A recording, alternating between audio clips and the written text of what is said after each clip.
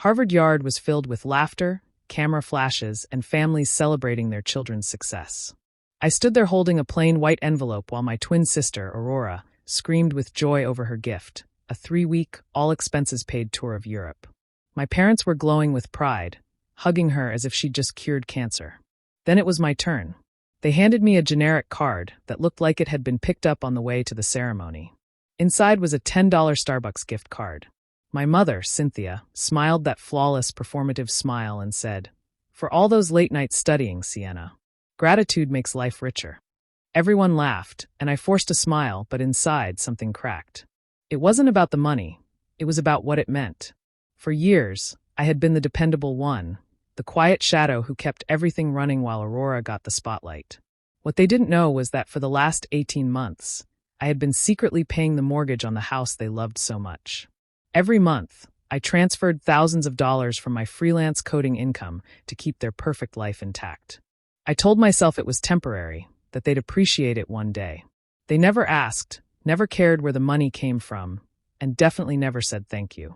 Standing there in my graduation gown, holding that ridiculous gift card, I realized how invisible I had become in their perfect family story. I was the safety net they never noticed until it was gone. The Starbucks card felt like a symbol of every quiet sacrifice I'd made, wrapped in a bow and laughed off as a joke. As Aurora took selfies and my parents posed proudly behind her, I looked at them one last time and made a silent promise. They'd see me soon, not as the practical, quiet daughter they could ignore, but as the person who held their entire world together without them even realizing it. And when the truth came out, when they finally understood what my silence had been worth, it wouldn't be anger they'd feel. It would be regret. Growing up, Aurora and I were twins, but we couldn't have been more different. She was loud, charming, and creative. I was quiet, careful, and always the one fixing things that broke. When Mom's phone wouldn't connect to Wi-Fi, she called me. When Dad couldn't find an important paper, I was the one who stayed up sorting through piles to make it right. Aurora painted on the walls, and everyone clapped like it was a sign of brilliance. If I cleaned those same walls later, no one noticed. That was the rhythm of our house. She created mess, and I cleaned it, both literally and emotionally. As we got older, the pattern never changed. My parents, Cynthia and Robert, called Aurora their dreamer. She could skip class or quit a hobby and they'd say, "She's just finding herself." I, on the other hand, was their safety net. They expected me to keep things steady, to make up for whatever Aurora didn't do. It became my role, to fix, to fill in, to sacrifice quietly. The truth about the money started one rainy night during my sophomore year in college. I came home for the weekend and overheard my parents arguing. Dad said the mortgage payment had bounced, and they didn't have enough in their joint account. My mother's voice trembled with panic. I remember feeling my stomach twist. I couldn't stand the idea of them losing the house. Without thinking, I transferred some of the money I had saved from tutoring and a small coding gig. It was meant to be a one-time thing, a temporary patch until they got back on their feet. I didn't even tell them. I just wanted to help. The next month, I noticed another missed payment notice on the kitchen counter. The same fear hit me again. This time, I sent a larger amount, and it became the start of something I never planned, a quiet habit of responsibility. I picked up more freelance work, coding at night while pretending to study. I learned how to make good money-writing software for small startups and later for a biotech firm that didn't care how old I was as long as I delivered results. I watched as Aurora posted pictures from concerts and weekend trips. I told myself I was fine with it. I had my own goals, and their smiles were enough of a reward. But deep down, I began to see how unbalanced everything was. They thought I was just good with computers. They never once asked how I managed to afford my own laptop, or how I always seemed to have money when they didn't. Each month, I wired the money like clockwork, covering the payments that kept our brownstone safe. There was no thank you, no acknowledgement, just another sigh of relief from my parents as if money had magically appeared. I became the invisible provider, and the lie grew with every quiet transfer.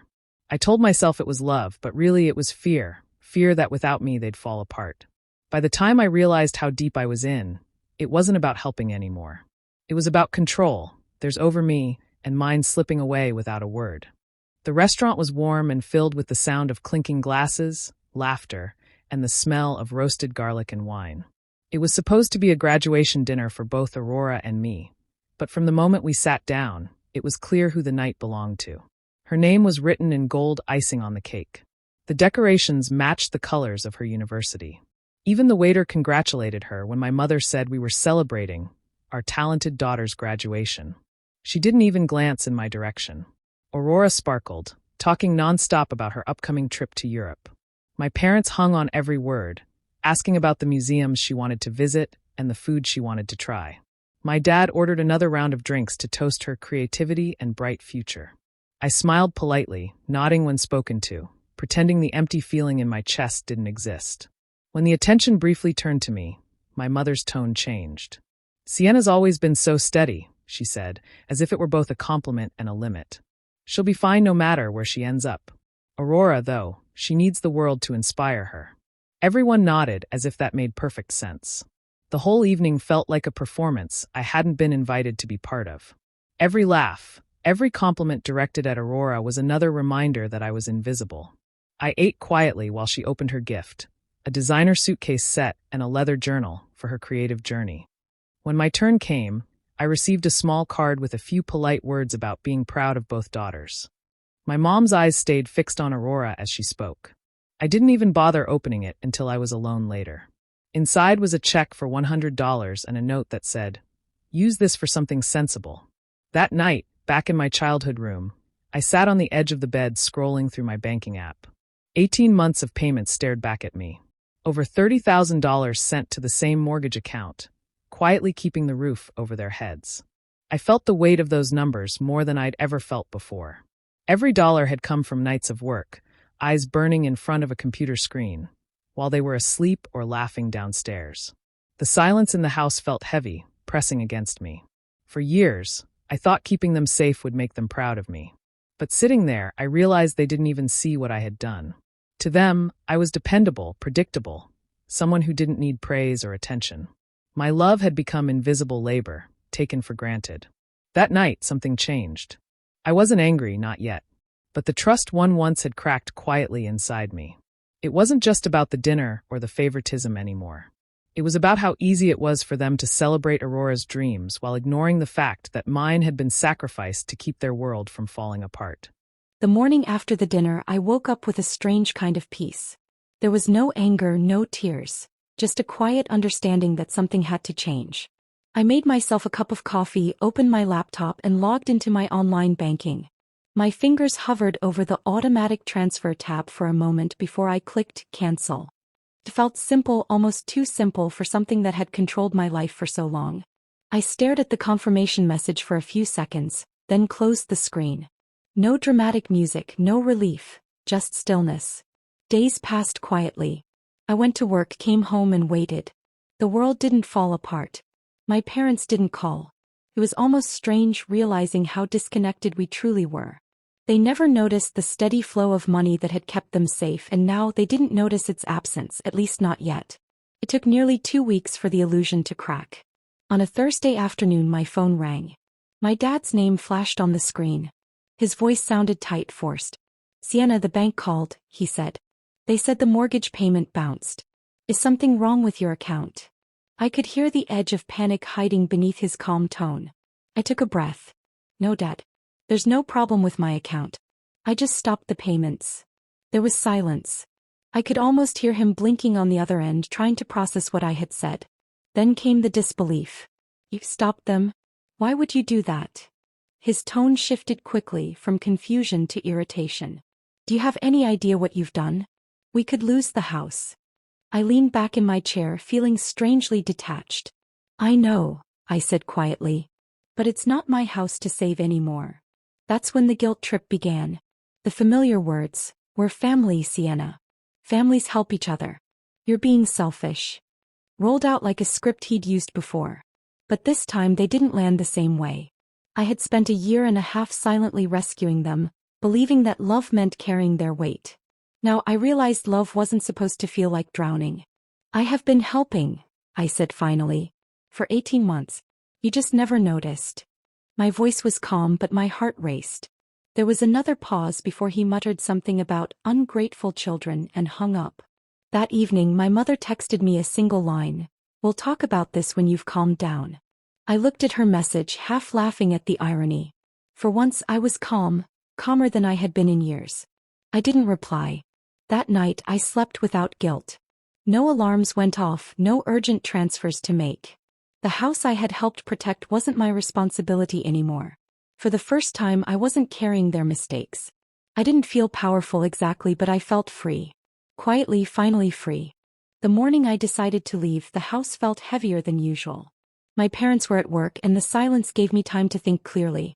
I packed my belongings slowly, taking only what was mine: clothes, my laptop, and a few books.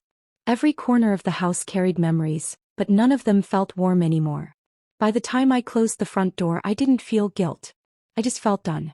No explanations, no goodbye note. I owed them nothing. I rented a small apartment across town. It wasn't fancy, but it was mine. For the first time in years, I felt like I could breathe without worrying about anyone else. I focused on work, kept my phone on silent, and avoided checking my messages. I knew the silence wouldn't last. It never did. A few days later, I received an alert from my bank. My father's name appeared under an attempted account access. He had tried to link my old account to his mortgage profile as a backup payment method. My heart sank, not from surprise but from the confirmation of what I had always suspected. It wasn't a mistake or confusion. It was entitlement. He genuinely believed my money belonged to him. I didn't confront him. Instead, I called the bank, reported the unauthorized attempt, and froze every joint connection between our accounts. The representative asked if I wanted to file a formal claim. I said yes. That was the moment everything shifted for me. It wasn't about emotions anymore. It was about setting boundaries they could no longer cross. That evening I started collecting proof. I went through old bank statements, saved emails, and messages about transfers I had made to help out. I noted the date of the first payment, the phone call when he blamed me for stopping, and the account activity that proved how they'd relied on me. I organized everything neatly into folders. It was my insurance, my quiet armor. Within days the calls began. Missed calls, then texts. My mother wrote long messages filled with dramatic pleas and guilt. "You're tearing the family apart," she said. "Your father is under so much stress. Please don't make this worse." I didn't respond. I had played that role long enough. Then came the shift in tone. The begging turned into threats. "We'll take legal action if you don't fix this," my father wrote. I knew it was just bluster, but seeing it in writing made me realize how far he would go to protect his pride. It was almost strange watching them unravel while I stayed calm. I wasn't angry anymore. I was focused. Every lie, every manipulation, every attempt to control me was now documented. For the first time I wasn't reacting, I was preparing. The person they used to silence and rely on had disappeared. What stood in her place was someone who understood the power of proof. And this time the truth was on my side. When my parents finally called and demanded to see me, I already knew what was coming. They didn't want a conversation. They wanted control. So I went. It was time for the truth to be spoken face to face. The moment I stepped into the brownstone, the tension in the air was thick. The house looked the same, clean, polished, perfect, but I noticed how fragile it all felt now. My mother was sitting on the couch, clutching a tissue, her eyes red. My father stood by the window, his hands in his pockets, pretending to be calm. Aurora leaned against the fireplace, scrolling through her phone as if she didn't want to be there. It was a scene I had played out in my head so many times, but this time I wasn't the one who felt small. Mom started first, her voice shaking. "Sienna, how could you do this to us? You know how hard we've worked for this house. People will talk if we fall behind." Her words hit me like old echoes, the same kind that used to make me feel guilty. But this time they sounded empty. Dad's patience quickly ran out. He slammed his hand on the table. "You will fix this. You have to take responsibility. We gave you everything and this is how you repay us." I stared at him, not angry, just tired. I'd spent years carrying a burden they never even saw, and now they wanted me to pick it up again. Before I could speak, Aurora rolled her eyes and muttered, "It's just money, Sienna. Why are you being so dramatic? You're tearing this family apart." Her tone was careless, almost mocking. I turned toward her, meeting her gaze. "You think this is about money? It's about respect," I said quietly. She looked away, pretending not to care. My mother's tears turned into guilt-ridden sighs. "You've always been so cold, Sienna. Aurora's emotional, you're practical. We raised you both the same." I let out a small laugh at that. No, you didn't, I said softly. You raced me to clean up after everyone. You raced her to believe someone always would. My father's voice rose again, loud enough to make the chandelier shake. Enough. You'll undo this. You'll transfer the money and this will be over. His words carried the same authority he'd used my whole life, but this time it didn't work. I looked him straight in the eye. When my money kept this roof over your heads, you didn't complain. You handed Aurora the world and gave me a gift card. Now you finally understand what that coffee cost. The room fell silent. My mother's sobs softened, Aurora's eyes widened, and my father stepped back as if I'd hit him. I turned toward the door, feeling strangely calm. For the first time, I didn't owe them anything. Not an explanation, not forgiveness. I walked out, leaving behind the house I had once saved and the people who never thought I could walk away. I was sitting at my small kitchen table, surrounded by boxes and papers, trying to get everything ready for my new apartment. It had been a busy week, filled with packing, phone calls, and lease agreements. I wanted a fresh start, something that was truly mine. My new landlord asked for proof of income and bank records to finalize the rental, so I opened my laptop and began attaching files to the email. I worked late, half-tired but determined to finish everything before morning. Somewhere between the clicks and tabs, I made a mistake that would change everything. I meant to attach my employment documents and pay stubs, but instead I clicked on the wrong folder, the one labeled mortgage payments.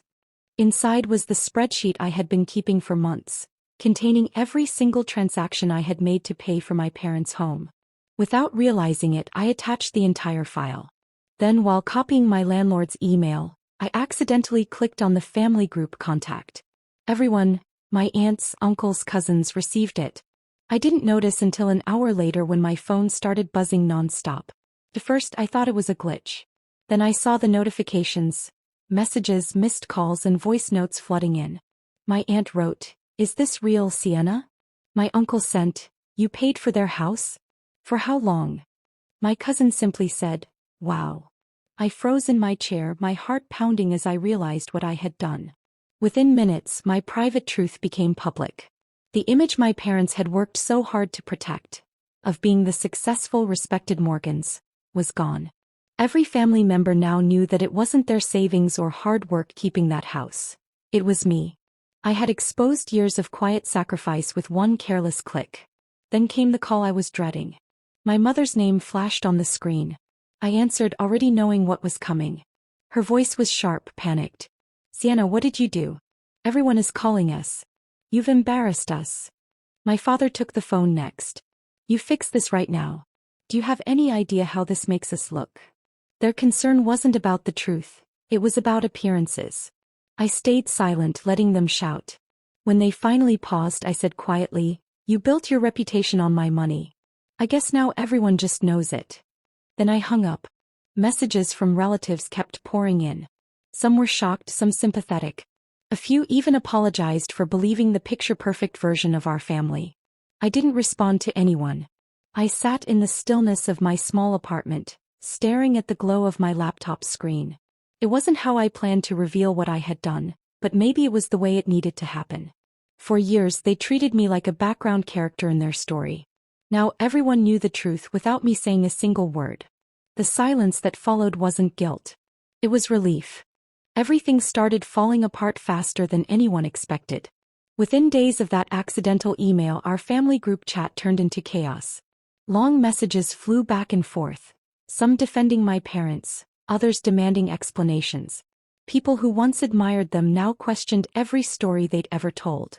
It was as if the curtain had finally been pulled back, revealing everything they had tried to hide for years. My mother tried to play the victim, saying she was misunderstood, and that I had twisted things. But no one was buying it anymore.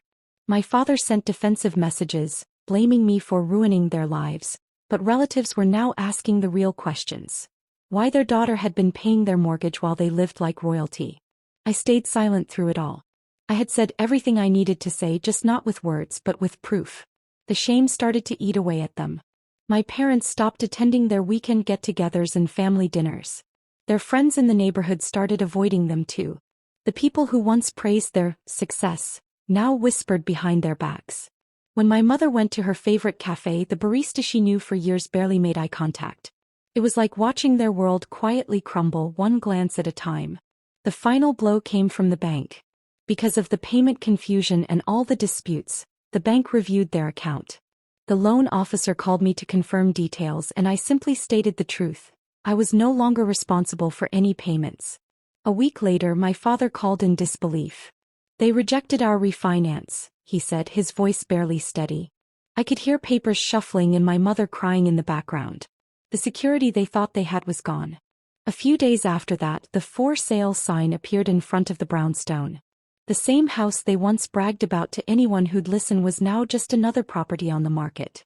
My mother couldn't bear to stay there during showings, so she stayed with a friend while my father packed boxes in silence.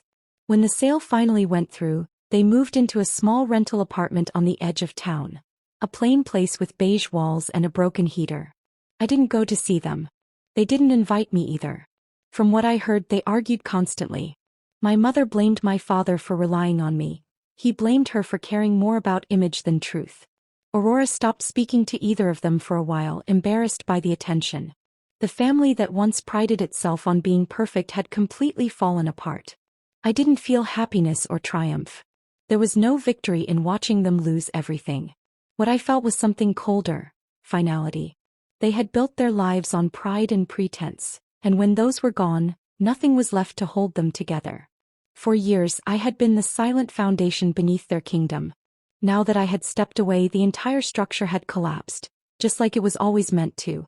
While my parents struggled to adjust to their new reality, I focused on rebuilding mine. I threw myself into my work, channeling every ounce of discipline and frustration into something meaningful. After years of freelancing, I finally registered my own company, Aegis Solutions, a small but ambitious tech consulting firm. I started with one desk, one laptop, and the kind of determination that didn't need applause. At first, it was just me taking late-night calls and fixing software issues for local startups. But word spread quickly. Clients appreciated my honesty and reliability, traits I had learned the hard way. Within months, I hired 2 part-time developers. By the end of the year, I had my own office space, modest but entirely mine. I designed every corner with purpose, from the glass desk to the small cactus by the window. It was simple, but it felt like freedom. My story caught attention when a journalist from a local business journal interviewed me for a feature about women in tech. The article, titled "Rising Star in Ethical Tech Design," described my journey from small freelance projects to building a company rooted in transparency and fairness. The word ethical stood out to me. I had learned it not from textbooks but from betrayal. Reading it in print felt like closing a circle. One Friday afternoon, as I was wrapping up a meeting, the receptionist buzzed me. "There's someone here asking for you," she said quietly. When I stepped into the lobby, I froze for a second. It was Aurora. She looked pale, thinner, and nothing like the confident sister I remembered.